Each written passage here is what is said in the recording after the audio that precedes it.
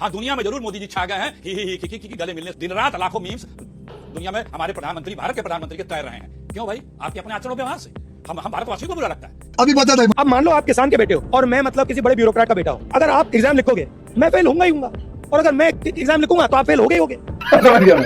आपके पास इतना ज्ञान है नहीं, विदेश से इतना ही होती है। आप कहाँ थे? जैसे एक धुरंधर नीति होती है तो एक न्यारी गैंग भी होता है। अपने पास अकल नहीं है भाई। लेकिन ऐसा क्या है? विपक्ष के सुन लो, देखिए आज प्रधानमंत्री राहुल गांधी के सुन लो ना। कैसा लगा मेरा मजाक? इसको बोलते हैं hypocrisy pro max, peak hypocrisy. ये बच्चा देश का मानता है, जानता है, तो मोदी जी से कुछ नहीं होगा। कोई मोदी जी से किसी को उम्मीद नहीं है। कुछ भी। राहुल गांधी की विदेश नीति विदेशियों की नीति थी। एक फोन आता था ट्रिंग ट्रिंग तो अमेरिका के आदेश पर 26/11 पर हमला बंद कर देते थे। एक फोन आता था ट्रिंग ट्रिंग तो इंडिया न्यूक्लियर टेस्ट करना रोक देता था। कहां शांति के लिए हर शख्स भारत की तरफ देखता था, हिंदुस्तान की तरफ देखता था। आज शांति के प्रयास जो है पाकिस्तान कर रहा है। नहीं सुरेंद्र जी क्या बात कर रहे हैं? कांग्रेस की मंशा तो यही है कि पाकिस्तान जो है वर्ल्ड ऑर्डर में बेहतर हो जाए, लेकिन ऐसा हो नहीं पा रहा है। कांग्रेस के युवराज की हसरतें पूरी नहीं हो रही है। चीन के चंदे पर पलने वालों को ये लगातार इनकी यही जो है, इनके मन में यही मंशा रहती है कि किसी तरह देश में अराजकता फैल जाए। कांग्रेस खुद को जो है वो कब्र की तरफ भेजने का काम कर रही है, लगातार गर्त में गिरते जाने के बाद भी। नमस्कार दोस्तों, समाचार 2.0 की और एक धमाकेदार डिबेट वीडियो में आप लोगों का स्वागत है। दोस्तों आज की डिबेट वीडियो होने वाले हैं बीजेपी के प्रवक्ता शहजाद पूनावाला और कांग्रेस की प्रवक्ता अखिलेश प्रताप सिंह एंड बीजेपी के प्रवक्ता प्रेम शुक्ला और कांग्रेस की प्रवक्ता सुरेंद्र सिंह राजपूत के बीच में। दोस्तों आज दोनों भाजपा प्रवक्ता ने मिलकर दोनों कांग्रेसी अखिलेश प्रताप और सुरेंद्र सिंह राजपूत की बखिया उधेरी है। दोस्तों आज ईरान वर्सेस इजराइल युद्ध, गैस, स्टेट ऑफ हॉर्मुज और विधानसभा में मोदी जी की भाषण पर डिबेट चल रही थी, जिसमें कांग्रेसी अखिलेश जी ने असली सवाल छोड़, असली टॉपिक छोड़ कुछ भी बोल रहे थे और मोदी जी को नीचा दिखाने के लिए लाइव डिबेट में जोकरी कर रहे थे। और कांग्रेसी सुरेंद्र सिंह राजपूत तो एक स्टेप आगे जाकर डिबेट से प्रोपेगेंडा फैलाने की कोशिश कर रहे थे। फिर आज एंकर अंजना ओम कश्यप और दोनों भाजपा ने दोनों कांग्रेसी की जो बखिया उधेरी वो देख आज बहुत ही आनंद मिलेगी आपको। दोस्तों आज की ये डिबेट सच में बहुत ही मजेदार होने वाले है, इसीलिए आप लोगों से अनुरोध है बिना स्किप करके वीडियो को आखिर तक जरूर देखना एंड वीडियो के बारे में अपना क्या राय है कमेंट में जरूर लिख के जाना। चलिए शुरू करते हैं। क्या आपको उम्मीद है कि विपक्ष आपके साथ खड़ा होगा? साहिल जी, हम तो हमेशा इसकी पैरवी करते हैं। परस्पर विरोधे तु वयम पंचशते शतम परस्तु विग्रह प्राप्ते वयम पंचाधिक शतम। ये युधिष्ठिर जी ने बोला था महाभारत में कि जब पांडव और कौरव एक दूसरे के खिलाफ लड़ते हैं तो वो 100 बनाम 5 होते हैं, पर जब वो एक एक्सटर्नल थ्रेट, चाहे वो कोविड की चुनौती हो, चाहे वो यूक्रेन रशिया की चुनौती हो, या आज जो चुनौती निर्माण हुई है वेस्ट एशिया में, जब हम लड़ते हैं तो हम 105 होकर लड़ते हैं। ये हमेशा से हमने बताया है। इसलिए ऑपरेशन सिंदूर में हमने एक पूरे all party multi party delegation को भेजा था भारत के पक्ष को रखने के लिए। स्वर्गीय अटल बिहारी वाजपेयी तो वो उत्तम उदाहरण थे कि नरसिम्हा राव जी के एक कहने पर वो चले गए थे और भारत का केस लड़कर आए थे। हाँ, आज की बात ये कह सकते हैं कि एक तरफ तो पूरी दुनिया भारत की विदेश नीति का लोहा मान रही है, चाहे वो अलेक्जेंडर स्टब हो, चाहे वो कर्नल मैकग्रेगर हो, बाकी लोग भी हो, कह रहे हैं कि भाई टोरंटो हो, टेल अवीव हो, तेहरान हो, भारत की मल्टी अलाइंड पॉलिसी जो है वो काम कर रही है। इसलिए हमारी शिप्स भी आ रही है, एनर्जी सिक्योरिटी भी है, 1 करोड़ लोगों की सुरक्षा भी है, भारतीयों को भी वापस आ रहे। पर जैसे एक धुरंधर नीति होती है तो एक ल्यारी गैंग भी होता है। और वो ल्यारी गैंग जिस प्रकार से झूठ फैला रहा है, और साहिल जी मैं आपसे केवल 30-40 सेकंड लूंगा इस ल्यारी गैंग का असली चेहरा दिखाने के लिए। पिछले सप्ताह आपने मुझे अवसर दिया था आपके शो में आने का, याद है वो डिबेट क्या हो रही थी? शिवालिक नंदा देवी आ रहे हैं क्या? शिवालिक नंदा देवी आए, जग लाड़की भी आई, एक्वा टाइटन भी आई, जग वसंत भी आ रहा है, पाइन गैस भी आ रहा है। पवन खेड़ा ने झूठ बोला था, नहीं बोला था? फिर बोला था पवन खेड़ा ने कि ईरान की शिप भारत के वाटर्स में डूब गई है, डुबा दी गई है, और बोला कि ईरान के साथ हमारे सारे संबंध खत्म हो चुके हैं। ईरान ने स्टेटमेंट दिया कि भारत हमारा दोस्त है और हम स्टेट ऑफ हॉर्मुज से उसकी शिप्स को जाने देंगे। किस प्रकार से ये झूठ फैला रहे थे? 2011 की एक पिक दिखाकर 2026 में डोमेस्टिक सिलेंडर की शॉर्टेज है ये दिखाने का प्रयास किया गया। राम रसोई पर झूठ बोलने की कोशिश की गई, और आज भी ये झूठ नहीं समाप्त हुआ है। अभी अपने साथ जराबी जी बैठे हैं, आपको पता है कल पवन खेड़ा ने अनाउंस किया कि इस्लामाबाद में तेहरान और वॉशिंगटन की मीटिंग हो रही है, और वो लोग जाकर पाकिस्तान में जाकर जो है बातचीत कर रहे हैं। तेहरान ने इस पूरे बात को खंडन किया है। यह अलग बात है कि इजराइल ने भी बोला है कि हम अपने मिलिट्री ऑपरेशंस बंद नहीं कर रहे हैं, पर पाकिस्तान परस्ती का ऐसा कौन सा भूत चढ़ा है कि भारत को हर स्टेज में अंडरमाइन करना है? बात तो सही है। और मैं आपको एक और बात बताना चाहता हूं, आज तो मुझे लगा अखिलेश जी बैठेंगे तो अपनी सरकार के खिलाफ मोर्चा खोलेंगे। भाई महंगाई के बारे में कल ही बोला ना राहुल जी ने, 5 रुपए पेट्रोल और डीजल पर भारत हिमाचल प्रदेश में बढ़ा दिए, 5 रुपए। Can you imagine? 2021 से 26 आ गया, डीजल और पेट्रोल पर भारत की सरकार ने 1 रुपया नहीं बढ़ाया, 15-20% वर्ल्ड में बढ़ गया है। 5 रुपए हिमाचल प्रदेश की सरकार ने किसानों की कमर तोड़ने के लिए बढ़ाया है। इसको बोलते हैं hypocrisy pro max, peak hypocrisy. कल ऑल पार्टी मीटिंग है, राहुल गांधी नहीं आना चाहते। राहुल गांधी कहते हैं कि यह मोदी की नीति है। राहुल गांधी की विदेश नीति विदेशियों की नीति थी। एक फोन आता था ट्रिंग ट्रिंग तो अमेरिका के आदेश पर 26/11 पर हमला बंद कर देते थे। एक फोन आता था ट्रिंग ट्रिंग तो ईरान से ऑयल खरीदना बंद कर देते थे। एक फोन आता था ट्रिंग ट्रिंग तो इंडिया न्यूक्लियर टेस्ट करना रोक देता था। और वाजपेयी जी करते थे तो चिदम्बरम और सोनिया गांधी खड़े होकर उसका विरोध करती थी। तो यह विदेशियों की नीति नहीं, आज भारत की एक विदेश नीति है जिसका लोहा थरूर और तिवारी भी मान रहे हैं।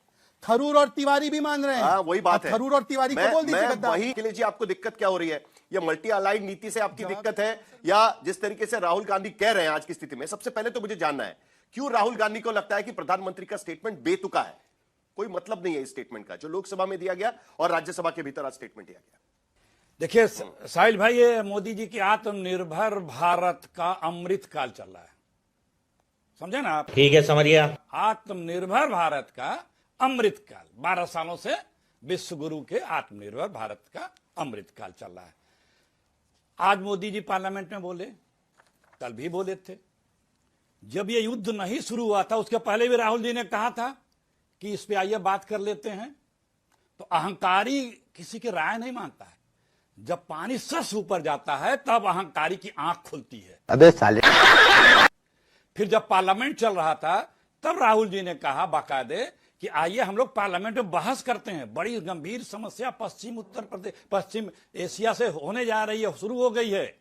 हमें इस पे अभी से रणनीति बना लेनी चाहिए। विपक्ष सरकार से कहता है कि आइए हम मिलकर काम करें। साहब बहादुर, नहीं नहीं मुझे नहीं कोई बात करनी है, अफवाह फैला रहे हैं, झूठ बोल रहे हैं। 30 अवसर हैं पिछले 12 सालों में, 30 अवसर से ज्यादा। जब और बाद में जब पानी सर से ऊपर उठ गया तो बिलबिला करके सबको साथ, अरे हम तो शुरू से साथ काम करने को तैयार हैं।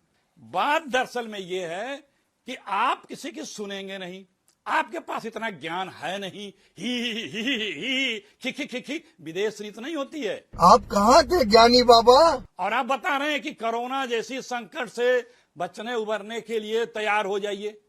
आपके पास यही एक काम है और कोई काम नहीं है। हम सबको देश को पता है। कभी भी मोदी जी देश की समस्याओं के लिए गंभीर हुए ही नहीं है। अपना चुनाव लड़ने के अलावा और सरकारें लूट के बनाने के अलावा और सत्ता चुनाव लूटने के अलावा कभी किसी राष्ट्रीय मुद्दे पे कभी गंभीर हुए नहीं है। वे अपने पास अकल नहीं है भाई। ठीक है, लेकिन ऐसा क्या है? विपक्ष की सुन लो। देखिए आज प्रधानमंत्री राहुल गांधी की सुन लो ना। कैसा लगा मेरा मजाक?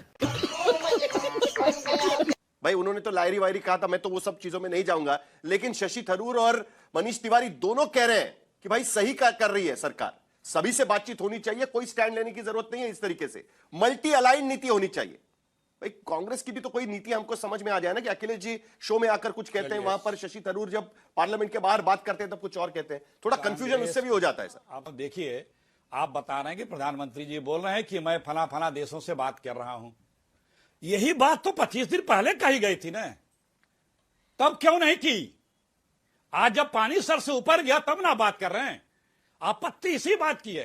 पूरे देश को आप संकट में जब डाल देते हैं और देशवासी संकटग्रस्त हो जाते हैं, सुबह रात भर लाइनों में लगा देते हैं और सबको त्रस्त कर देते हैं, तब आपकी नींद खुलती है। कुल मिलाकर सर के ऊपर चला गया, कुल मिलाकर विपक्ष का एक बार फिर यह आरोप है जब पानी ऊपर से चला जाता है तब सरकार उनके पास पहुंच जाती है।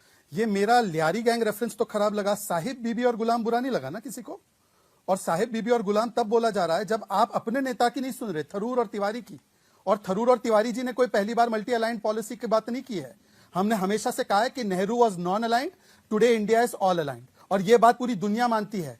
प्यूटन से लेकर जेलेंस्की तक एक व्यक्ति बात कर सकता है, नरेंद्र मोदी। वॉशिंगटन से लेकर मॉस्को तक एक व्यक्ति बात कर सकते हैं, भारत के नरेंद्र मोदी। SCO हो या चाहे वो वेस्टर्न कैंप हो, दोनों जगह बात कर सकते हैं, नरेंद्र मोदी। तेहरान और तेल अवीव में सेतु बन सकते हैं, नरेंद्र मोदी। टोरंटो के विषय में, कनाडा के विषय में क्या बोल रहे थे? निज्जर की किलिंग में हम लोग इन्वॉल्व थे, क्या हुआ उस पर? अभी कनाडा ने क्या स्टैंड लिया है? कुछ नहीं बोलना है। मैंने 2 उदाहरण कोट किए। और साहिल, आपका शो क्योंकि लाखों लोग देखते हैं और आज तक का 5 बजे 6 बजे का शो बहुत महत्वपूर्ण होता है। पवन खेड़ा ने 2 झूठ बोले, कल मध्यस्थता का झूठ, उससे पहले शिवालिक नंदा देवी का। कभी भाजपा को भी जवाब मिलेगा आपके शो के प्लेटफॉर्म से कि भाई ये झूठ के ऊपर क्या स्टैंड है? कांग्रेस का क्या स्टैंड है? कांग्रेस पार्टी का 5 रुपए हिमाचल में बढ़ा दिया पेट्रोल डीजल पर, उस पर कभी स्टैंड मिलेगा क्या पार्टी का? और मैं आखिरी बात पूछना चाहता हूं, और जब कोई भी ऐसी स्थिति होती थी, वाजपेयी जी या मोदी जी ने कभी भी देश की सुरक्षा नीति पर सवाल खड़े नहीं किए। पर आज ऑपरेशन सिंदूर को फेलियर महाराष्ट्र के पूर्व मुख्यमंत्री ने बताया, तमाशा बोला प्रणिति शिंदे ने, फेलियर बोला खड़गे जी ने, सर्जिकल स्ट्राइक बालाकोट स्ट्राइक खून की दलाली बोला। ये जब सेना ने प्रमाण दिया, भाई ओसामा को मार दिया, ओबामा ने अनाउंस किया, किसी रिपब्लिकन ने सवाल नहीं उठाए। कोविड की 2 वैक्सीन बन रही थी, पुणे में 1 वैक्सीन बनी, उस वैक्सीन के ऊपर इन्होंने फाइजर और मॉडर्ना की सेल्स शुरू कर दी थी। और वैक्सीन मत लेना, बीजेपी की वैक्सीन है। बताइए ना राशि जी, इसमें कौन सा भाजपा का या मोदी जी का गलत का कदम था? उन्होंने तो बोला सब साथ में और कोविड से लड़ने के लिए, उसमें भी मखौल उड़ाया गया। मैं आपको एक और उदाहरण देता हूं, जिस प्रकार से एआई समिट हुआ, एआई समिट तो राशिद किदवाई जी, वो मोदी जी का बर्थडे पार्टी तो नहीं था ना, नंगे होकर चले गए, नंगे होके और नंगे होकर गए तो अखिलेश यादव जी ने बोला कि अखिलेश प्रताप सिंह गलत कर रहे हो, फिर भी मानने को तैयार नहीं। अरे मोदी का विरोध करो, देश का विरोध मत करो, देश की नीति का विरोध मत करो। साहिल भाई एक बात जान लीजिए, ये बच्चा देश का मानता है, जानता है कि मोदी जी से कुछ नहीं होगा। कोई मोदी जी से किसी को उम्मीद नहीं है। सिर्फ भाषण देना, परनिंदा और आप प्रशंसा कराना मोदी जी के बस में कुछ नहीं है। कुछ भी ही खिकी विदेश नीति नहीं होती। स्वयंभू अपने आप को कितना बड़ा गुब्बारे में हवा भर के आप प्रोजेक्शन करते रहिए, लेकिन वो गुब्बारे की हवा है। हाँ, दुनिया में जरूर मोदी जी छा गए हैं, ही खिकी गले मिलने से लेकर के, और विदेशों में भी गटर से गैस बनाने के दिन रात लाखों मीम्स दुनिया में हमारे प्रधानमंत्री, भारत के प्रधानमंत्री के तैर रहे हैं। क्यों भाई? आपके अपने आचरण और व्यवहार से हम भारतवासियों को बुरा लगता है कि हमारे प्रधानमंत्री के प्रति इस तरह से बातें आ रही हैं, इस तरह से मजाक उड़ाया जा रहा है। अभी बदत है भाई, अभी बदत है। अब मान लो आप किसान के बेटे हो और मैं मतलब किसी बड़े ब्यूरोक्रेट का बेटा हूँ। अगर आप एग्जाम लिखोगे, मैं फेल होऊंगा ही होऊंगा, और अगर मैं एग्जाम लिखूंगा तो आप फेल होगे ही होगे। मुझे तो आज जो हैरानी आ रही है, वो हैरान कुल बात यह है अंजना जी, और आपको भी हैरानी होगी कि कितना बड़ा वर्ल्ड ऑर्डर में भारत की पोजीशन क्या हो गई और पाकिस्तान की पोजीशन क्या हो गई। आप इस चीज को देखिए, कहां शांति के लिए हर शख्स भारत की तरफ देखता था, हिंदुस्तान की तरफ देखता था। आज शांति के प्रयास जो हैं पाकिस्तान कर रहा है। नहीं सुरेंद्र जी, क्या बात कर रहे हैं सुरेंद्र जी? मुझे लग रहा है आप इसको मिसरिप्रेजेंट कर रहे हैं। ये बिचौलिए का काम कर रहे हैं, बस बात यहां से वहां पहुंचाते हैं। जैसे होता है ना, कागज यहां से उठा के वहां रखना। इजिप्ट, तुर्की और पाकिस्तान, यहां से वहां। क्योंकि देखिए, जब कतर में भी बातचीत हो रही थी, माफ कीजिएगा ओमान में, तब भी अमेरिकी और इजरानी आमने सामने नहीं बैठे थे। ओमान के अधिकारियों से बात करते थे और जो कहते थे वो ओमान के लोग वहां पहुंचाते थे अमेरिका को। तो यूजुअली ईरान और अमेरिका के लोग आमने सामने बैठते ही नहीं है, तो आप सिर्फ टेबल पर पेपर यहां से वहां ले जाते हैं।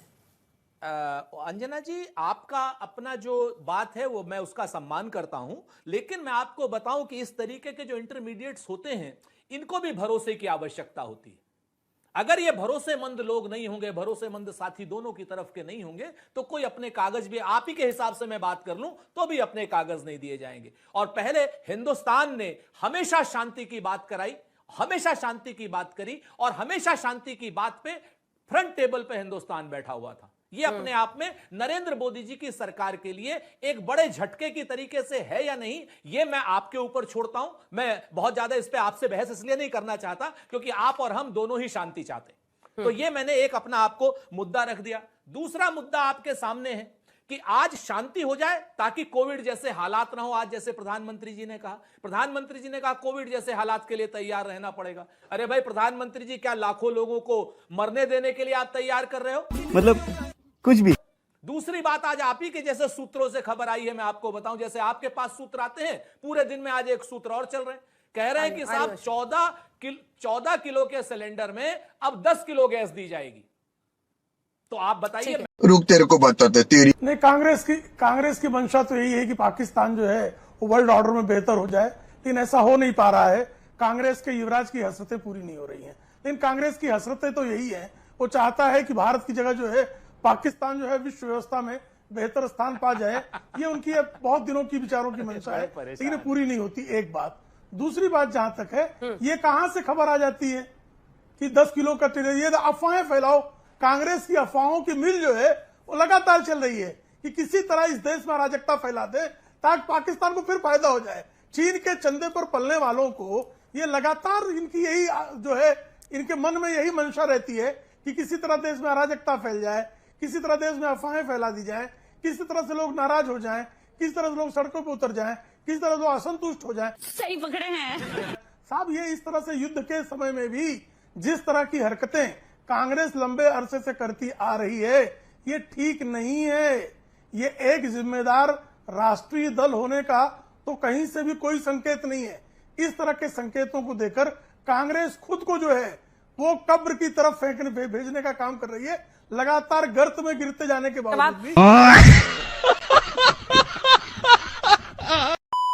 दोस्तों वीडियो अंत तक देख ली तो अच्छी लगी होगी। अगर अच्छी लगी तो वीडियो को एक लाइक एंड चैनल को सब्सक्राइब कर लेना। एंड वीडियो के बारे में, कांग्रेसी अखिलेश प्रताप सिंह के बारे में, कांग्रेसी सुरेंद्र सिंह राजपूत के बारे में अपना क्या राय है कमेंट में जरूर लिख के जाना। वीडियो आखिर तक देखने के लिए आपको बहुत बहुत धन्यवाद। चलिए मिलते हैं अगली वीडियो में, तब तक के लिए जय हिंद, जय भारत, जय सिया राम।